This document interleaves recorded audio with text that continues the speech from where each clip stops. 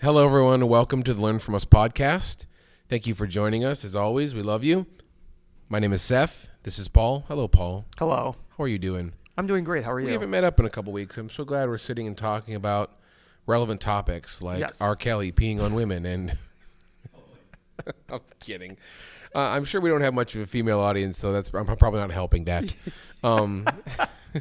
So next week's show, we're going to do a bit on good housekeeping, handling infants, breastfeeding techniques. Where am I going? I'm out of my mind. We've derailed. Already. We're 17 seconds in. I just read another report that Family Dollar is closing a bunch of stores. Yeah, I hadn't heard that. I keep seeing updates about how like millions and trillions of square footage of stores are going away. Toys R Us is gone, although maybe coming back. It may be coming back. It seems like Dollar General is building, but Family Dollar is folding. I don't know why that would be. I think we're hearing more about auto closures. Maybe. Although Detroit just GM, was it GM or no, Chrysler just announced a new plant expansion, or a new plant can be built in Detroit, something like that. I know you said you heard some more Tesla news yesterday that they're already back to not making any money. Yeah, Elon's pretty notorious for making grandiose statements and then kind of backtracking on them. So I have a Tesla in the parking lot, and come to find out with one of the documentaries recently was that the Model 3 line was so messed up and they had a hard time producing because they basically built like a tent in the parking lot and created another line. You didn't see this? I did not see this. They had one of those like open like greenhouse style tents. Like a big they built an assembly line? They built an assembly line in the parking lot. Brought the new robots out to build an assembly line, and it was just covered. And I know a lot of Tesla Model 3 owners are upset because the standard deviation of spacings in the door frames and the window frames and the paneling frames is more than other. Obviously, car companies have been doing this for 100 years. I have one of those cars. And do you notice any difference? People ask me, do I love it? Yes. Yes. Is it an expensive car? Yes. Twice as much as any normal sort of Honda. But I also say, I think it's fairly obvious that they built this car in a warm climate, and it's a new car company. Yeah. I mean, it's 6 or 7 year old car company because it just has some fidgety things. You're like, why would they ever do that? Where maybe a Honda has figured out that we're not going to do that. But anyway, but going on with the economy, like where are we at? I mean, I know you have constant thoughts and you're plugged in on it more than most of us.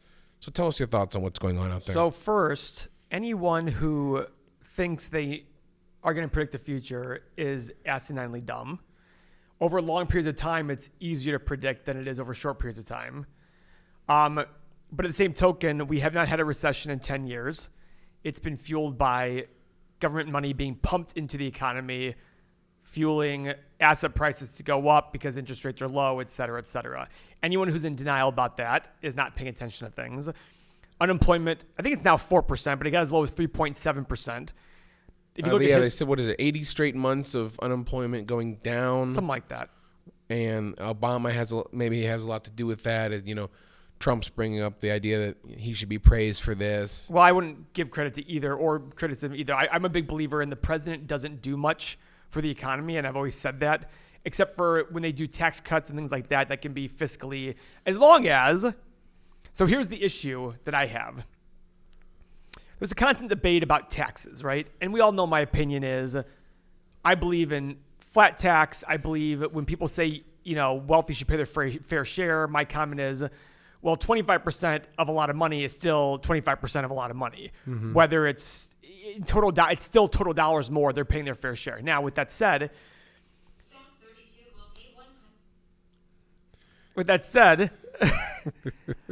in the 90s, we had a balanced budget, a surplus. I'm a big fan of that. I think just like I look at the economy the way I look at a household. If you're always borrowing on your credit card or always borrowing on your home equity line to live your life, there's going to be a day when you just have a ton of debt and no money coming in, and less money coming in. It's going to be harder. You're taking away from the future when you borrow money from something that's already existing, right? So in the economy term, that's what you're doing. Now, is there an investment side of that? If you're borrowing money to invest, of course there is. But in this kind of economy we're in, we've been borrowing for a long time. Our debt skyrocketed like $20 trillion from $3 trillion. Something's got to happen. I'm all in favor of changing the tax code to get a surplus going, but you've got to have cuts too. And when we have this happen and we have, spending cuts, if we cut spending and raise taxes to get a balanced budget and to get a surplus going so we can pay down the debt, long term, we will see a much better gain in the economy. That's long term. Who in Congress is hired on a long term basis? No one is. Right.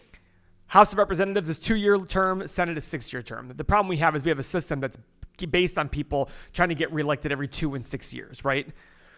The president, what's the president going to do? The president's on a 4-year term fighting with people who are on 2-year terms to get things done. There's not really much that's going to happen in those times. It's a positive, though, because if things are so big and hard to change, it's hard to make things worse. The downside, though, is if we do things like we're doing today, we're just spending like crazy and borrowing like crazy, eventually there will be a point where we have to do something drastic, and it'll be harder to do something drastic at that point.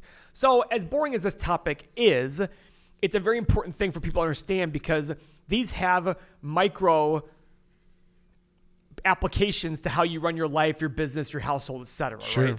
And the money that we're spending and the tax arguments, everybody on the left wants to increase taxes a ton to just make up. It's like saying if your wife came to you and said, honey, I want to go buy this, and this, go make more money. What would you say? Yes, dear. Okay. No, you mean at some point you're going to be like, well, I can't just go make more money. Yeah, not always, sure. At some point, you're going to disincentivize people from working more if their tax rate is 70, 80, 90%. Would I be as excited to go start more businesses and hire more people if my tax rate was 92%, which it was? The highest tax bracket was 92% in 1960 or 91%. Where's the incentive for me to go make more money? I'm only going to keep 9 or 10 cents of every dollar I make. Yeah. Now, at the same token, we have things to pay for. Charlie Munger, who's Warren Buffett's right-hand man, he always says, why do we always try to drive rich people away by raising their taxes? They keep our hospitals full. They keep our prisons empty. They don't cause problems. They keep the fire departments and police completely doing nothing. I mean, they're the most efficient things that we have in the world.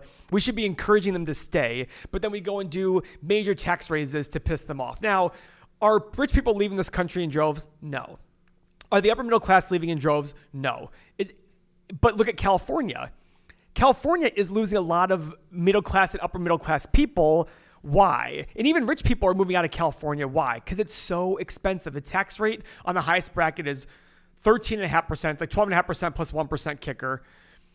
The cost of living is astronomical. And people are like, yeah, I can just go to Arizona and Vegas and live a lot cheaper. Why don't I? I just met someone like this. She has one of the beaches, down there, and she lives in this beautiful house that she bought in the 70s, and it's now worth $3 million, and she cannot wait to get out of California. And as an Ohioan, I'm like, oh my God, California is amazing. She's like, this state just loves taking way too much of my money and giving it to people who don't want to work. So that's, I'm sure, an extreme exaggeration as well. But when you have states like Florida who have zero tax rate, Texas with zero, and by the way, Texas is booming. Texas is like the most business-friendly state in the entire country, and they have no state income tax, and they have very business-friendly laws. I look at these things, and these all work together, but the spending we have, I always tell people, name me one thing the government does efficiently. Yeah, you do say that. Name me one thing. I can't even say the military is done efficiently. It's probably an efficient version of the government, one of the more efficient ones, but it's not done efficiently. I look at that going, but yet we still are arguing about how do we give them more money.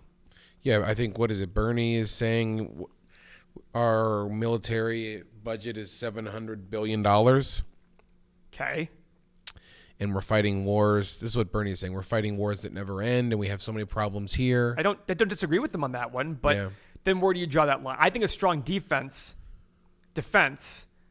is very important for our economic growth. I mean, I always tell people, would you rather have a war here or somewhere else?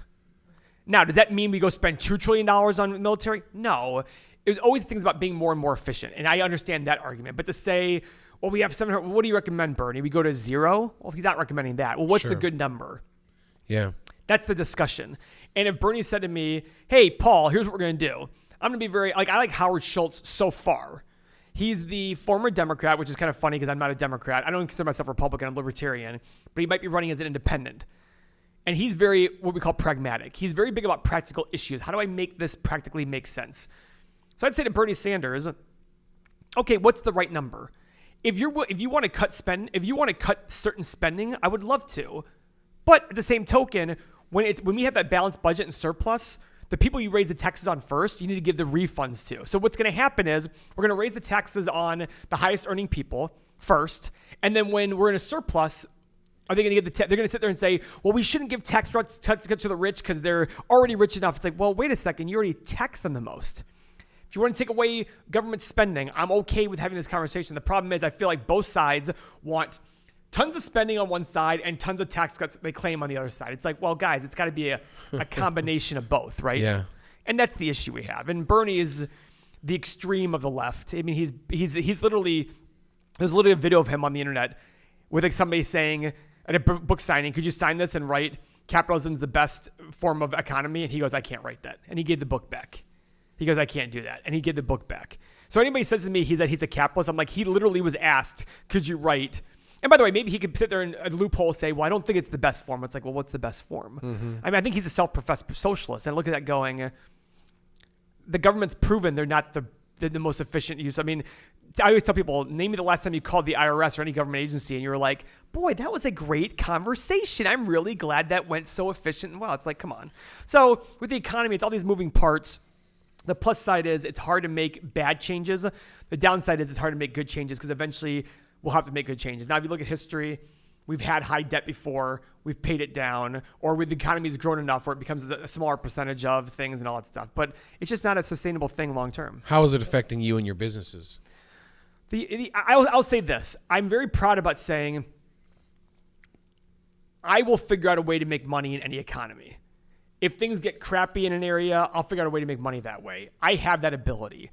But it's not about me. It's about, how about the person who works for a company that put all their eggs in one basket, right? Like me, I'll figure it out. Like, oh, you want to go have tons of debt and I don't know, I'll figure out a way to make good money off that. But the concern I have for me is I worry about the tax rate because at some point I'm going to sit there and say, why should I do more deals then? If we talk about money doesn't matter to me. Yeah, money doesn't matter to me, but I sure as hell want to be paid for my time when I go do something, or else I might as well just sit on the beach and enjoy life and move to Mexico and go, I'll just move to Mexico and live like a king on $100,000 a year because you can. You know what I mean? Mm-hmm. It's like, why even worry about it? But for the average person who is a W-2 employee who really relies on somebody else to provide them a job, that really matters to them. These tax policies really do matter. Healthcare was a big thing 7-8 years ago when the Obamacare thing was happening, the Affordable Care Act, they called it. And I remember business owners telling their employees, if you vote for this, we're going to have problems. And people didn't believe them. Like, no, it costs businesses money. Did it help some people who had no insurance? Of course it did. But at what cost did it cost on the other side? Like, all they focused on was, look how many people have insurance now that didn't have it before. It's like, well, yeah, but you know how many of my business friends said, this completely effed me. My insurance rates are through the roof now compared to what they were 8 years ago. And yeah, because we got a few million people more, whatever the number was, more insurance. I was like, yeah, but you cost how many other people way more money? That didn't make sense to me. And by the way, it's not Obama. I liked Obama. I thought he was a very sophisticated, intelligent. I just didn't agree with all his policies, but at the same point, I look at it as like, okay, the policies are separate, and I'm looking for the right approach that makes sense. The right approach that makes sense is, how do we cut taxes? How do we cut spending and increase taxes in a fair way? What does that mean? That's the problem. Fair is such a subjective term. I don't know. It's annoying because we're never going to get the right solution because it's a bunch of people. I mean, look at what did just come out today that 28-year-old, what was her name? Ortez. OCA, thank you. Yeah. She's all about keeping clean money out, and I guess one of her associates was paid $1.2 million from her campaign to go handle some deal and all this stuff. It's like everybody's in bed with everybody. It's hard to stay clean. And by the way, she might have been on the up and up there, but she's got to remember that's politics. You did something that you might have done on the up and up, but the perception of it is exactly the opposite of what you've said. You've said, Hillary Clinton, I will not support Walmart. Hey, Hillary, how's your portfolio? It had Walmart in there. Mm-hmm. Okay, you can't sit there and say that you think Walmart's a terrible corporation because they take away small business, but then you have Walmart stock. That's the problem. It's like, let's figure out the pragmatic way of getting things handled, whatever that means. I mean, I've gone from, an extreme of literally no taxes, very limited government, to now saying, okay, I can understand the view of government, but at the same point, if we all acknowledge, I literally don't even know Democrats who think that the government's efficient. You know what I mean? I'm looking at going, hardcore liberals will say, and by the way, I always tell my hardcore liberal friends, show me the line on the tax return that allows you to give more money and show me where you put the more money in. Well, I'm not going to go do it. I'm like, well, then, but it's easy for you to force somebody to make me go pay more money. Yeah. That's a little backwards, I think. But anyway, I'm not trying to make this about politics, but it's about, the great news is I'm not on either side of the aisle. I'm libertarian, so I can criticize both sides and say, just fine. Like when my Republican friends say, I believe in smaller government. Well, then why are you raising my taxes? Well, we have to sit there. I'm like, well, then stop. You know what I mean? Kasich is a big example, our good governor back in the day. DeWine wants to create a new gas tax here in Ohio. Yeah, I think it passed. Did it? I think it did. My brother said something about that. Thanks, Republican. I don't read the ins and outs, but I think they're also going to be taxing electric vehicle owners like myself more. Of course. You know why? Because they're losing that tax on the gas, so Yeah. they got to get the money back now somehow. Yeah. That's the way it works. I remember I was very privileged to once get invited to a private dinner with Kasich. The ironic part is I didn't know it was a private dinner. I thought it was like a group of 100 people. I walk in and I'm one of 6 people at this table because a friend of mine invited me. He was at his house. So, of course, I'm sitting there going like, Jesus, I really hate these political people. And I'm not a big fan of Kasich, even though he's whatever. So he said something. I said something like, we're losing a lot of people to Florida. There's no state income tax there. His comment was, I can't lower income taxes without raising taxes somewhere else to make up for it. I'm like, that is not the Republican view. The Republican view would be, let's decrease taxes overall, and that hopefully spurs the economy, has a supply side going. And here is this guy who represents the state of Ohio as a Republican who is running. Now, I did like one of his ideas, which I think was kind of his way. I remember when he said this. This was 2014. Remember when he said this, I thought to myself, he's running for president. Because he said, I want to go on a cross-country tour trying to make it a requirement. So like states, I believe states are constitutionally required to have a balanced budget. I think. Maybe some states are, he wanted to make that for the nation. I thought that was a great idea. Because at some point you're going to sit there and say, we got to figure this out. But I remember thinking to myself, boy, he's like, oh yeah, I'm going to decrease. He decreased the top income bracket, all the income brackets in Ohio at the expense of tobacco tax. But because why? Because nobody fights the tobacco tax. It's like, oh, you're smoking. You should be charged more. By the way, I don't smoke. I don't believe that's right. It's like, if they want to go smoke, let them smoke. Why just tax them more just because they have a habit that you don't like? Come on, Give me a break. So anyhow, we're ranting about this, but the whole point is both sides are completely asinine. Both sides are just going to do what's right for them individually, and that's that. This is a side of you that's rarely seen on the podcast. What's that side? Political Pablo.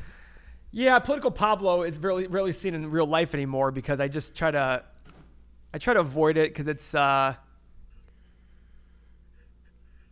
it's very touchy. Because I really get mad at both sides. I really get mad at both sides. Like very, very now I will acknowledge I get more mad at the left than the right, but I get mad at both sides very much because I'll have a Democrat friend of mine who lives in Shaker Heights has high property taxes, talking about how terrible Republicans are and how terrible Donald Trump is and how the government should be bigger. And then when he maxes, deductions to $10,000 and they go, well, my taxes are $20,000. I'm like, well, isn't that what you want? You want more government money in the government, and they're pissed even more at Trump for increasing their tax liability. I'm like, but you vote for higher taxes. That's what you want, you said. Like, that's why you vote Democrat. Like, no, I vote for the social issues. I'm like, what social issues are you worried about? Like, LG, okay, great. I get that, but at the same token, I'm like, I look at it going like, libertarian's a pretty good way to get. So that's why I get upset about it going, there's so many hypocrisies. Like, in the 90s, the Clinton thing, everybody's like, oh, I can't believe the sexual misconduct. And then Trump's out here grabbing women by the whatever. And the Republicans are like, it's his private life. Let him do whatever he wants. I'm like, but wait a second. And the same token, Democrats defending Clinton. It's like, oh, it's his private. And then now they're like, oh, what a terrible person when Clinton's been accused of all these things. It's like, I mean, both sides have the same hypocrisies, right? It's just a matter of, my buddy Matt sent me a meme for Instagram, from Reddit today for libertarian subreddit, and it had Republican and Democrat like arm in arm And it's actually, let me just pull it up. It's pretty funny. It says something like, we both believe in higher taxes or something like that. And it's just like, it's 100% true because both sides are equally as selfish and as, because it's just spending a shitload of taxpayer money and had Republican and Democrats hand in hand because they all do that. It's the way it is. So do you ever think about this stuff yourself? Like, does it ever bother you or think about it? I think, on a day-to-day basis, I'm just trying to build my businesses, keep my family strong. My kids are involved in a lot of things. And so I think before I had kids, I had time to care, worry, and think I maybe made a huge difference in this world. And I do know people who are making a difference. How? In politics, you mean? Yeah. Really? Or at least caring a lot more than I do to speak on issues, organize rallies, fight what they think are injustices. So, I don't know if I could ever do. I don't know if I could ever do that. So there was a friend of mine told me that a friend of his manages money for a very wealthy Hollywood celebrity, $300 million net worth, and her request, the celebrity's request of the money manager was, you can only invest in companies that have never had cruelty to animals. Okay. So I said, that seems very vague to me. I go, never. So what was that? Well, I mean, never is a. Do you guys have any employees who wear leather? Well, and by the way, I don't know the answer, but the answer back might be, no, we mean the company can't do. Oh, so you're okay if the employees of the company wear leather products and eat meat and are cruel to animals that way, but the company itself can't do anything. You see what I'm saying? Like, it's all these like slippery slopes of, okay, well, what matters? Oh, no, okay, what if their family members do it? Where do we draw the line? And that's kind of the whole issue I have with both sides the extremes. And I'll admit, I used to be a right-wing fiscal extremist, and now I've become more like, libertarian of saying, libertarians are considered extreme, but I remember hearing that, and this was this last week, I remember thinking to myself, how do you possibly manage money for somebody with that kind of restriction? Where do they draw the line? Where do you possibly draw the line? And that's why I look at it with the whole rallies and things like that. It's like, and then the other thing, I remember in high school going to a political event with Mr. Benton, and he was very opposite my political views, and we always joke about that. But there were two people at the table, two girls from the high school, who wrote a question, when we have homeless people, why are we going to the moon? Why are we going to space? Okay. And even Mr. Benton was like, that's stupid. And the reason that's stupid is just because we have issues doesn't mean you stop everything until, because then is homeless people the most important issue to you? To me, a very important issue would be, let's make sure we stop terrorism in this country. We don't want to have another 9/11. That's a very important thing to me. Let's make sure that homelessness, is it adult homelessness or children homelessness? To me, children are very important. That's to me, though. And that's the thing that everybody forgets. Is everybody's talking about from their framework. What's the most important to me? I'm big on taxes, and it's funny to me because then I'll hear somebody say to me, and I'm not trying to talk about abortion, but I'll hear a woman say to me, you can't have an opinion on abortion because you're not a woman. Fine. To which I say, then you can never have an opinion on taxes because you're not a high wage earner. What would you say to that? You can't have an opinion on military because women can't be drafted in the military. Is that okay? That's a pretty asinine statement. Yeah. But that's the asinine statement. It's just like, whenever somebody says something, it's how do we extrapolate that out? And in politics, it's so difficult. I just sit there and say... It's too difficult. Way too difficult. Yeah. That's why I don't like the whole extremism of, let's go rally and let's go fight. It's like, okay, but which one's the important issue? Is it this? Is it this? What's the most important? It depends on your framework. Depends on where you live. I mean, I remember I had a guy once take me to lunch literally yelling at me going, you need to put solar panels in your apartment buildings because that's your duty to society. And I'm like, it's a 1.8% return. He goes, it doesn't matter. It's what you need to do for society. And I was like, easy for you to say when I'm the one writing the check. You know what I mean? Yeah. Meanwhile, that guy would probably never, ever take a 1.8% return on anything. And he's requiring me to do it because I'm the guy with money who should be doing that but by the way, meanwhile, does your house have solar panels? Well, no, but I can't afford it. Okay. Well, you're an idiot. Defriended on Facebook. They're dead to you. Immediately. Because that's an asinine statement. That's so arrogant. And it's so exactly what I hate in the world. It's just like, come on. I mean, you can have an opinion on all that stuff. So this has gotten very deep. And, it's what it is. But not very deep. But it's one of those things where it's like, I want us to figure out, it's just like with real estate. And I'm not bring it back to real estate. Sure. With real estate, it's about what matters to you. Time, money, return, all that stuff. if you're an 80-year-old billionaire who just wants to buy the best real estate so your kids and grandkids and great-grandkids forever have it, yes, go pay through the nose and have the best properties in the best locations. But if you're 25 years old and starting your career, do not do that. You're too young to do that. Go do it's all these things about making decisions and all this thing. And it's the same thing with politics. Like, what matters to you? Like, oh, well, I remember once a friend of mine emailed me about the election in 2004 and said, well, I don't want planes flying into buildings. I go, is that the most important thing to you? He's like, yes. I'm like, so if your taxes went up 30%, that doesn't matter to you? He's like, well, it does matter. I'm like, okay. Is it more than planes? Like, well, I don't want flying planes. I mean, that whole point of it was, I wasn't trying to tell him he was wrong. I was trying to tell him, you just made a very, very hard line in the sand. And I, in a matter of a second, just go, well, does this matter to you at all? Well, it does. Well, how much? Well, I guess that's pretty important to me. Okay, well, is it important to you that gay people be allowed to get married? Well, of course. Okay, well, how much more important than planes flying to buildings? Well, it's hard to do that. It's like, that's the point. Yeah. This is very deep. No, it's very deep. If you've made it this long in this episode, text Paul and he will send you money as a reward. Yeah, Tim's I here. enjoyed this conversation, but it's not one of our typical. You weren't as. Listen, you asked me how involved I am with it, and like I'm trying to build two little young people into great people. I'm excited and maybe this is a podcast. People ask me how Paul got started in all this. I said, well, he bought a 2-unit for $7,000 down or something. $7,000 down payment. Yep. $70,000 and I purchase. think I would love to hear what your steps in the B2Y process that you loved talking. I think people want to actually hear what your 2 through 10 purchases were.